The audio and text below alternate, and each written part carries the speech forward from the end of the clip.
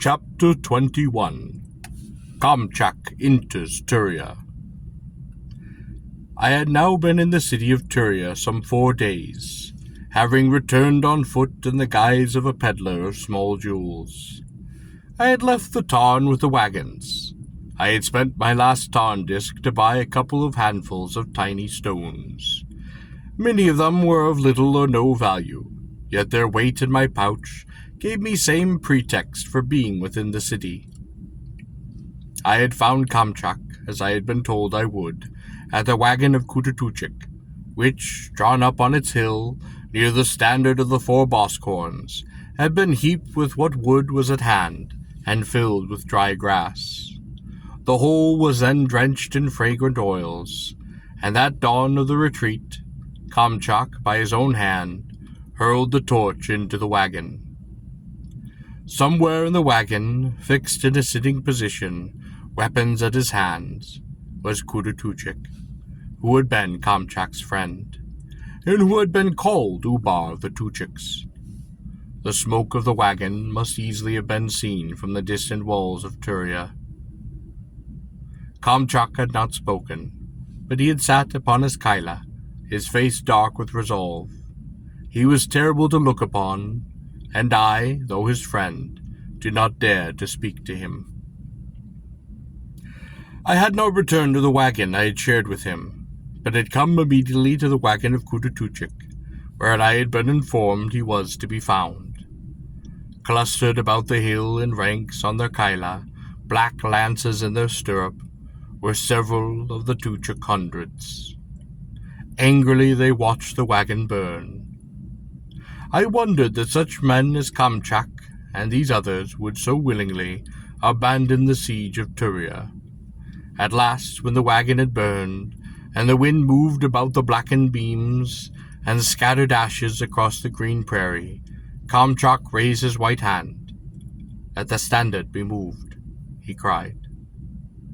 I observed a special wagon, drawn by a dozen Bosk, being pulled up the hill, into which the standard, when uprooted, would be set. In a few minutes the great pole of the standard had been mounted upon the wagon, and was descending the hill, leaving on the summit the burned wood and the black ashes that had been the wagon of Kututuchik. Surrendering them now to the wind and to the rain, to time and the snows to come, and to the green grass of the prairie. "Turn the wagons!" called Kamchak. Slowly, wagon by wagon, the long columns of the Tuchik retreat were formed, each wagon in its column, each column in its place, and covering pasongs of prairie, the march front of Turia had begun. Far beyond the wagons I could see the herds of the Bosk, and the dust from the hooves staining the horizon. Kamchak rose in his stirrups. "The Tuchiks ride from Turia," he cried. Rank by rank the warriors on the kaila, dour, angry, and silent, turned their mounts away from the city, and slowly went to find their wagons. Save for the hundreds that would flank the withdrawal and form its rear guard, Kamchak rode his kaila up the hill until he stood, that cold dawn, at the edge of the burned wagon and the ashes of Kututuchik's wood. He stayed there for some time, and then turned his mount away, and came slowly down the hill. Seeing me, he stopped. "I am pleased to see you live," he said. I dropped my head, acknowledging the bond he had acknowledged. My heart felt grateful to the stern, fierce warrior, though he had been in the past days harsh and strange, half drunk with his hatred for Turia. I did not know if the Kamchak I had known would ever live again, and I feared that part of him, perhaps that part I had loved best, had died the night of the raid, when he had entered the wagon of Kututuchik. Standing at his stirrup, I looked up. "Will you leave like this?" I asked. "Is it enough?" He looked at me, but I could read no expression upon his face. "The Tuchiks ride from Turia," he said. He then rode away, leaving me standing upon the hill. Somewhat to my surprise, I had no difficulty the next morning, after the withdrawal of the wagons and entering the city. Before leaving the wagons, I had joined them briefly on their march, long enough to purchase my peddler's disguise, and the pound or so of stones which was to complete it. I purchased these things from the man from which Kamchak had, on a happier afternoon, obtained a new saddle and a set of quivers. I had seen many things in the man's wagon, and I had gathered correctly, it had seemed, that he had himself a peddler of sorts. I then, upon foot, following for a time the tracks of the departing wagons, then departed from them, returning to the vicinity of Turia. I spent the night on the prairie, and then, on what would have been the second day of the retreat, entered the city at the 8th hour. My hair was concealed in the hood of a thin ankle-length repcloth garment, a dirty white through which ran flecks of golden thread, a fit garment, in my opinion, for an insignificant merchant. Beneath my garment I concealed a carried sword and a quiver. I was hurriedly questioned by guards at the gates of Turia, for the city is a commercial oasis in the plains, and during a year hundreds of caravans, not to mention the thousands of smaller merchants, upon foot or with a single Tharlian wagon, enter her gates. To my great surprise, the gates of Turia stood open after the withdrawal of the wagons and the lifting of the siege. Peasants streamed through them, returning to their fields, and also hundreds of townsfolk for an outing, some of them to walk even as far as the remains of the old Turia camp, hunting for some souvenir. As I entered, I regarded the lofty double gates, and wondered how long it would take to close them. As I hobbled through the city of Turia, one eye half shut, staring at the street as though I hoped to find a lost copper tarn disc among the stones, I made my way toward the compound of Safrar of Turia. I was jostled in the crowds, and twice nearly knocked down on the guards of Phanis Turma, Ubar of Turia. I was vaguely conscious from time to time that I might be followed. I dismissed this possibility, however, for glancing about I could find no one I might fear. The only person I saw more than once was a slip of a girl in the robes of concealment and a veil, a market basket upon her arm, who the second time passed me, not noticing me. I breathed a sigh of relief. It was a nerve-wracking business, the negotiation of an enemy city, knowing that discovery might bring torture or sudden death at any moment. At best, perhaps, an impalement by sundown upon the city's walls. I would then become a warning to any other who might be similarly tempted to transgress the hospitality of a Gorian city. I came to a ring of flat, cleared ground, some 100 feet or so wide, which separates the walled compound of the buildings, which constituted the House of Safrar of Turia, from all the surrounding structures. I soon learned, to my irritation, that one could not approach the high compound wall more closely than 10 spear lengths. "Get away, you!" cried a guard from the wall, with a crossbow. "There is no loitering here." "But, master," I cried, "I have gems and jewels to show the noble Safrar." "Approach then the nearer gate," he called, "and state your business." I found a rather small gate in the wall, heavily barred, and begged admittance to show my wares to Safrar. I had hoped to be ushered into his presence, and then, on the threat of slaying him, secure the golden sphere, and a tarn for escape. To my chagrin, I was not admitted into the compound, but my pitiful stock of almost worthless stones was examined outside the gate by a steward in the company of 2 armed warriors.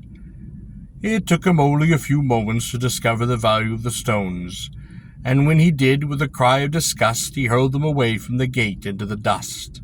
And the 2 warriors, while I pretended fright and pain, belabored me with the hilts of their weapons. "Begone, fool!" they snarled. I hobbled after the stones, falling to my knees in the dust, scrabbling after them, mooning and crying aloud, and I heard the guards laughed. I had just picked up the last stone and tucked it back in my pouch, and was about to rise from my knees when I found myself staring at the heavy sandals, almost boots, of a warrior. "Mercy, master," I whined. "Why are you carrying a sword beneath your robe?" he asked. I knew that voice. It was that of Nomads of Turia, champion of the city, whom Kamchak had so sorely bested in the games of love war. I lunged forward, seizing him by the legs, and upending him in the dust, and then leaped to my feet and ran, the hood flying off behind me. I heard him cry, "Stop that man! Stop him! I know him! He is tall Cabot of Korbar! Stop him!" I stumbled in the long robe of the merchant, and cursed and leapt up and ran again. The bolt of a crossbow splattered into the brick wall upon my right, gouging a cupful of masonry loose in chips and dust. I darted down a narrow street. I could hear someone, probably Kamras, and then one or two others running after me. I then heard a girl cry out, a scream, and two men curse. I glanced behind me to see the girl who had carried the market basket had inadvertently fallen in front of the warriors. She was crying angrily at them and waving her broken basket. They pushed her rudely to one side and hurried on, but by that time I had rounded a corner, leapt to a window, and pulled myself up to the next window, hauling myself up again and onto the flat roof of a shop. I heard the running feet of the two warriors, and then of 6 more men. They passed in the street below. Then some children, screaming, ran after the soldiers. I heard some speculative conversation in the street below, between 2 or 3 passerby. Then it seemed quiet. I lay there, scarcely daring to breathe. The sun on the flat roof was hot. I counted 5 Gurien, or minutes. Then I decided I had better move across the roofs in the opposite direction, find a sheltered roof and stay there until nightfall, and then perhaps try to leave the city. I might go after the wagons, which would be moving slowly, obtain the tarn I had left with, and then return on tarn back to Safrair's house. This would be extremely dangerous, of course, to leave the city in the near future. This certainly would be at the gates to watch for me. I had entered Turia easily. I did not expect I would leave so easily as I had entered. But how could I stay in the city until vigilance at the gates might be relaxed? Perhaps 3 or 4 days from now? Every guardsman in Turia would be on the lookout for a Tarl of Cabot, who unfortunately was not that difficult to recognize. About this time I heard someone coming along the street, whistling a tune. I heard it. Then I realized that I had heard it among the wagons of the Tuchuks. It was a Tuchuk tune, a wagon tune, sometimes sung by the girls with the bosk sticks. I picked up the melody and whistled a few bars, and then the person below joined me, and we finished the tune. Cautiously I poked my head over the edge of the roof. The street was deserted save for a girl, standing below and looking up toward the roof. She was dressed in the veil and robes of concealment. It was she whom I had seen before, when I had thought I might be followed. It was she who inadvertently had detained my pursuers. She carried a broken market basket. "You make a very poor spy, Tarl Cabot," she said. "Dina of Turia," I cried. I stayed 4 days in the rooms above the shop of Dina of Turia. There I dyed my hair black, and exchanged the robes of the merchant for the yellow and brown tunic of the bakers, to which caste her father and 2 brothers had belonged. Downstairs the wooden screens that had separated the shop from the street had been splintered apart. The counter had been broken and the ovens ruined. Their oval domes had been shattered. their iron doors twisted from their hinges. Even the top stones, tile 2-grain mills had been thrown to the floor and broken. At one time, I gathered from Dina, her father's shop had been the most famed of the baking shops of Turia, most of which were owned by Saphir of Turia, whose interests range wildly, though operated naturally, as Gorean custom would require, by members of the caste of bakers. Her father had refused to sell the shop to Saphir's agents, and to take his employment under the merchant. Shortly thereafter, some 7 or 8 ruffians, armed with clubs and iron ban, had attacked the shop. They had destroyed its equipment, and in an attempt to defend against this attack, both her father and her 2 older brothers had been beaten to death. Her mother had died shortly thereafter of shock, and Dina had lived for a small time upon the savings of the family, but had then taken them, sewn in the lining of her robes, and purchased a place at a caravan wagon, bound away for Ar, which caravan had been ambushed by the Khazars, in which this raid she herself, of course, had fallen into their hands. "Would you not like to hire men and reopen the shop?" I asked. "I have no money," she said. "I have very little," I said. I took the pouch and spilling the stones in a glittering, if not very valuable heap, upon the small table in her central room. She laughed, poked through them with her fingers. "I learned something of jewels," she said.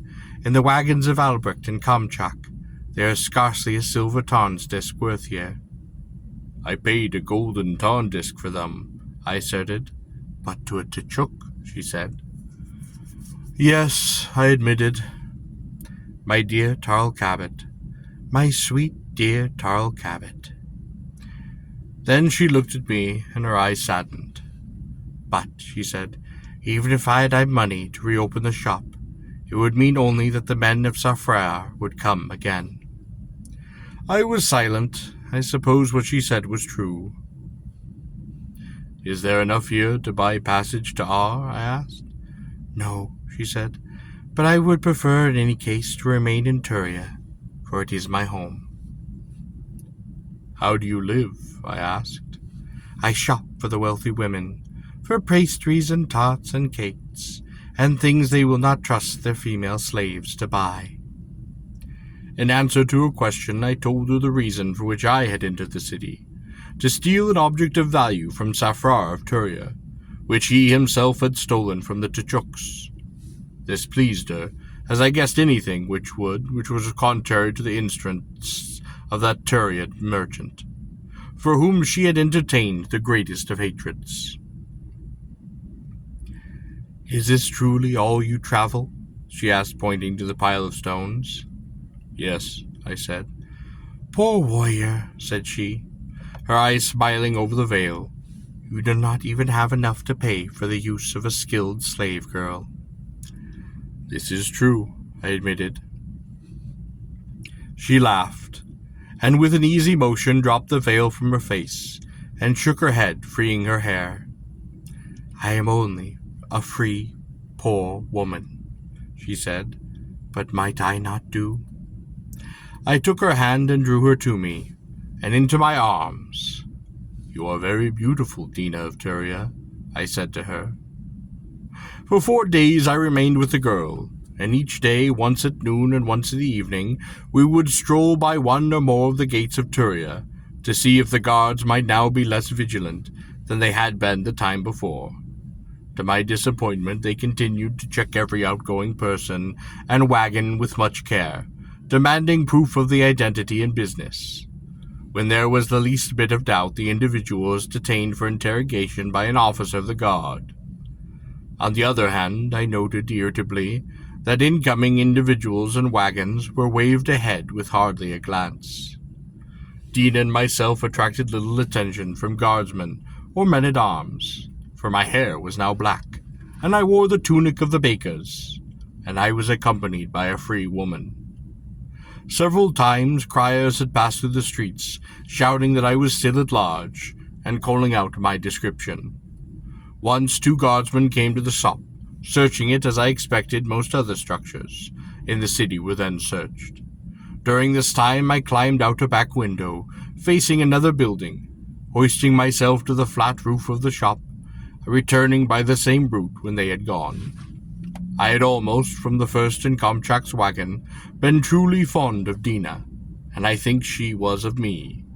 She was truly a fine-spirited girl, quick-witted and warm-hearted, most intelligent and brave. I admired her, and feared for her. I know, though I did not speak of it with her, that she was willingly risking her life to shelter me in her native city. Indeed, it is possible I might have died the first night in Turia, had it not been that Dina had seen me, followed me, and in my time of need, boldly stood forth as my ally. In thinking of her, I realized how foolish are certain of the Gorean prejudices with respect to the matter of caste. The caste of the bakers is not regarded as a high caste, to which one looks for nobility and such.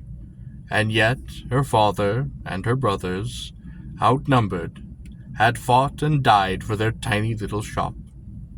And this courageous girl, with a valor I might not have expected of many warriors, weaponless, alone, friendless, had immediately, asking nothing in return, leapt to my aid, giving me the protection of her home and her silence, placing at my disposal her knowledge of the city and whatever resources might be hers to command.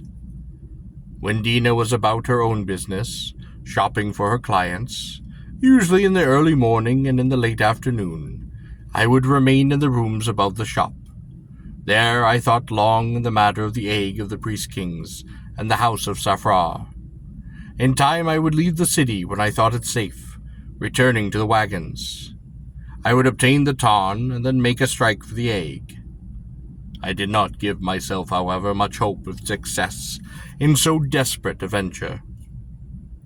I lived in constant fear that the grey man with the eyes like glass would come to Turia one tarn back and acquire, before I could act, that golden sphere for which so much had been risked, for which apparently more than one man had died. Sometimes Dina and I, in our walking about the city, would ascend the high walls. We would look out over the plains. There was no objection to this upon the part of anyone. There was provided entry into the guard stations was not attempted. Indeed, the broad walk, some 30 feet wide, within those high walls of Turia, with the view over the plains, is a favorite promenade of many Turian couples. During times of danger or siege, of course none but military personnel or the civilian defenders are permitted upon those walls. "You seem troubled, Tarl Cabot," said Dina. By my side, she was looking with me out over the prairie. "This is true, my Dina," said I. "You fear the object you seek will leave the city before you can obtain it?" she asked. "Yes," I said, "I do fear that." "You wish to leave the city tonight?" she asked. "I think perhaps I shall try," I said. She knew as well as I that the guards were still questioning those who would depart from Turia, but she knew as well as I that every day, each hour, I remained in Turia, it counted against me. "It is my hope that you will be successful," said Dina. I put my arm about her, and together we looked out over the parapet, out upon the wide, spreading waves of the grass. "Look," I said, "there comes a single merchant wagon. It must be safe now upon the plains." "The Tuchuks are gone," she said. Then she added, quietly, "I shall miss you, Tarl Cabot." "I shall miss you too, my Dina of Turia," I told her. I was in no hurry to depart from the wall. We stood together there. It was shortly before the 10th Gorean hour, or noon of the Gorean day. We stood upon the wall near the main gate of Turia, through which I had entered the city some 4 days ago, the morning after the departure of the Tuchuk wagons, for the pastures. this side of the Thassa Mountains, beyond which lay the vast gleaming Thassa herself. I watched the merchant wagon, large and heavy, wide, with plankered sides painted alternately in white and gold, covered with a white and gold rain canvas. It was drawn not by the draft farthing like most marched wagons, but, like some, by 4 brown bosk. "How will you leave the city?" asked Dina. "By rope," I said, "and then upon foot." She leaned over the parapet, looking skeptically down at the stones some 100 feet below. "It will take time," she said, "and the walls are patrolled closely after sundown, lit by torches." She looked at me. "And you will be on foot," she said. "You know we have hunting sleen in Turia." "Yes," I said, "I know." "It is unfortunate," she said, "that you do not have swift Kala, and then you might, in broad daylight, hurtle past the guards, make your way into the prairie." "Even could I steal a Kala or a Tharlian," I said, "there are townsmen." "Yes," she said, "that is true." Townsmen would have had little difficulty in finding a rider and mount upon the open prairie near Turia. It was almost certain they would be flying within minutes after an alarm was sounded, even though they need be summoned from the baths, the Paga taverns, or the gaming rooms of Turia, in which of late, the siege over, they had been freely spending their mercenary gold, much to the delight of the Turians. In a few days, their recreations complete, I expected Hakil would weigh up his gold, marshal his men, and withdraw through the clouds from the city. I, of course, did not wish to wait a few days, or more, however long it might take Hakil to rest his men, square his accounts with Safrir, and depart. The heavy merchant wagon was near the main gate now, and it was being waved forward. I looked out over the prairie in the direction that had been taken by the Tuchuk wagons.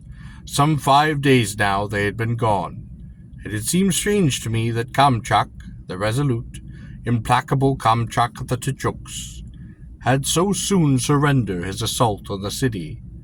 Not that I expected it would have been prolonged, successful.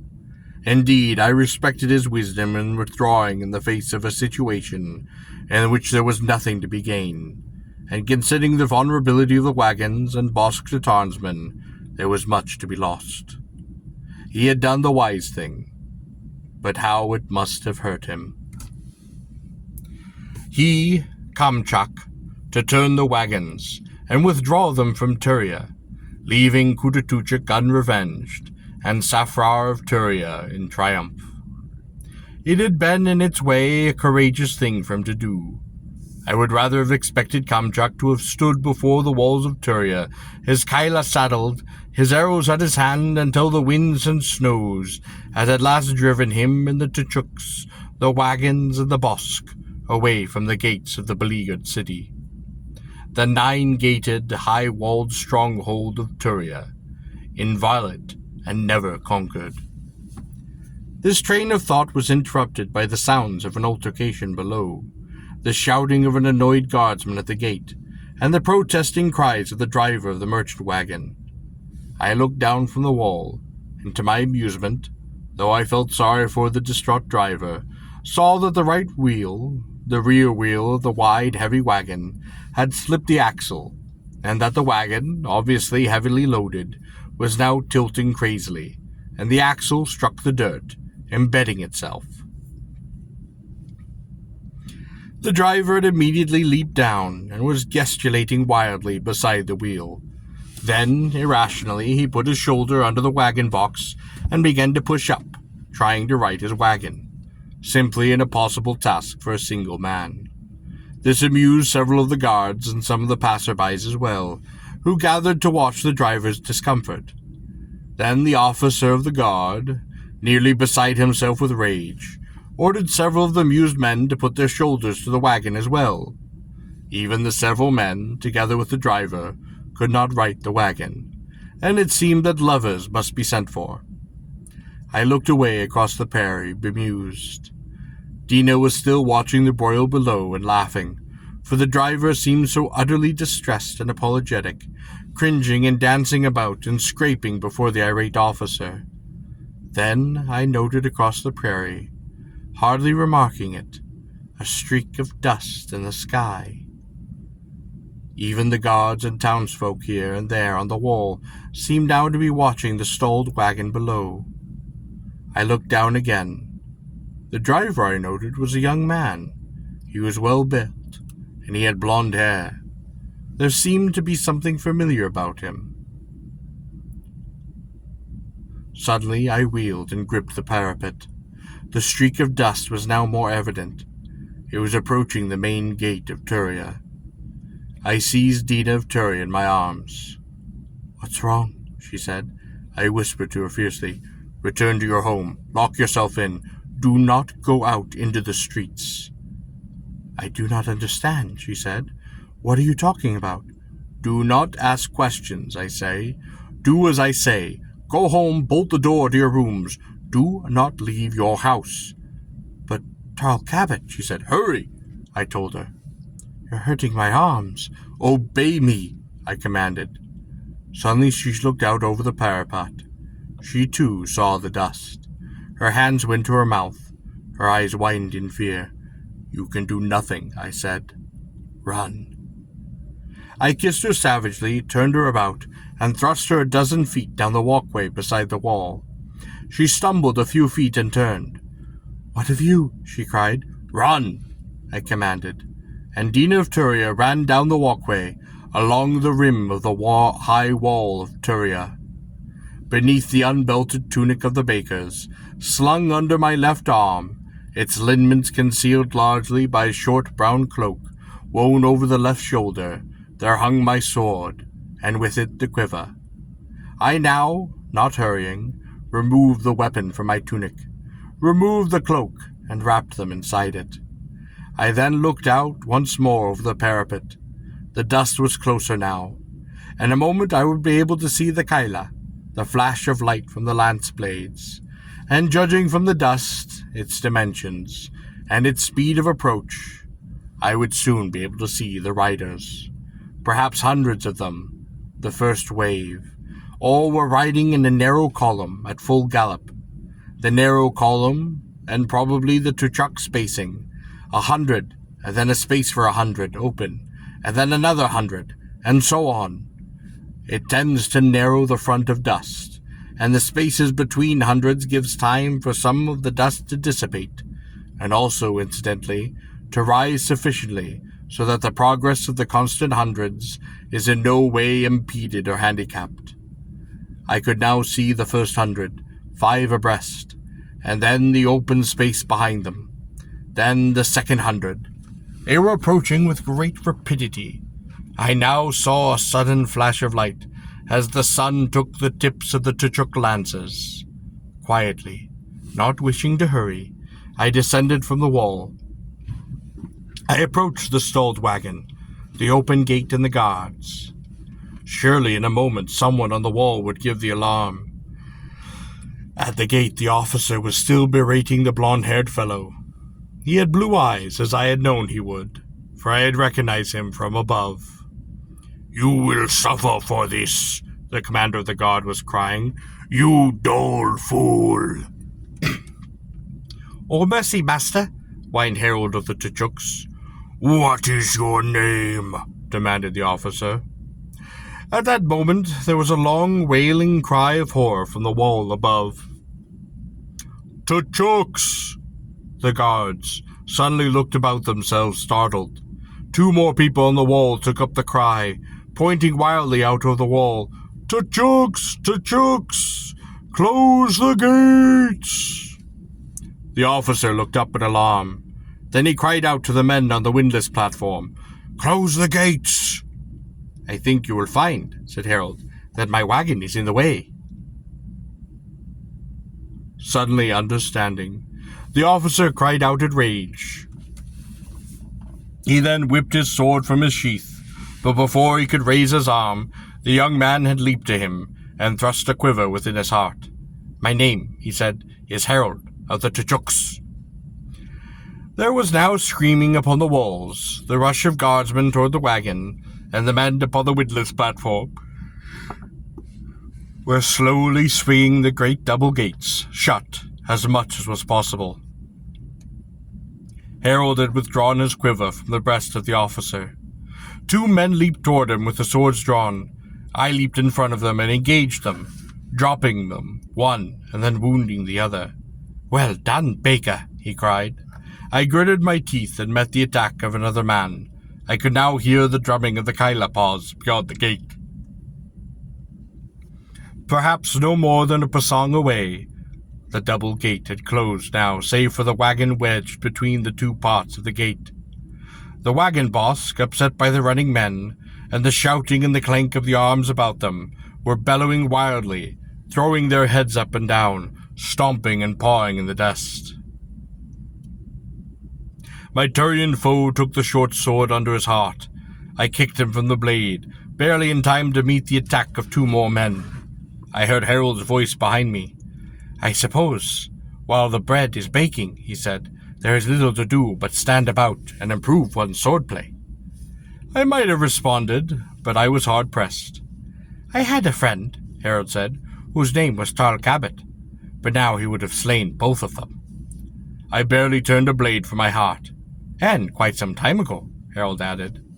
The man on my left now began to move around me to my left, while the other continued to press me from my front. It should have been done seconds ago. I stepped back, getting my back to the wagon, trying to keep their steel from me. "There's a certain resemblance between yourself and my friend Tarl," Harold saying, "save that your sword is decidedly inferior to his, as he was of the caste of warriors, and would not permit himself to be seen on his funeral pyre in the robes of so low a caste as that of the bakers. Moreover, his hair was red like laurel from the sun, whereas yours is a rather common, and if I may say so, rather uninspired black." I managed to slip my blade through the ribs of one man and twist to avoid the thrust of the other. In an instant, the position of the man that I had felled was filled by yet another guardsman. "It would be well to be vigilant also upon the right," remarked Harold.